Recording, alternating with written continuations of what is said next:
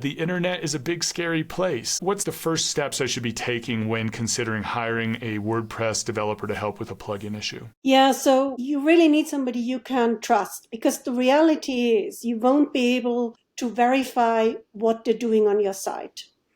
You just won't be able to. I mean, once a developer has access to your site, they need to be absolutely 100% trustworthy, especially if you're running a shop, especially if you have payment systems, you have customer data. So yeah, I mean, a place like Codeable really is a great help then, because we are vetted. You've got Codeable in the background, as a security as well, to make sure that the people you are hiring are of the standard you need and that you can trust them, and that you don't have to have a bad feeling about hiring them. If you prefer to go directly, then go by personal recommendation. But don't hire just somebody off the internet because they're cheap and they say they can do it within the next 5 minutes. That's the way to disaster. And you bring up a great point here.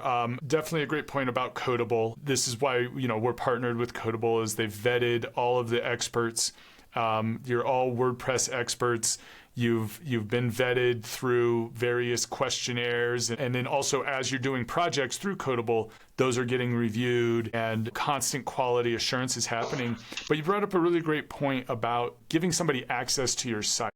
And so there's two things to make sure people are thinking about there. Is the first one is access to your hosting account. And you definitely want to be careful about this. If you only have one user on your hosting account and that's what you have to share with a third-party developer, you might want to consider having a different host, because you do not want to give up the keys to the kingdom like that, because now that person can do really whatever they want to do with your website.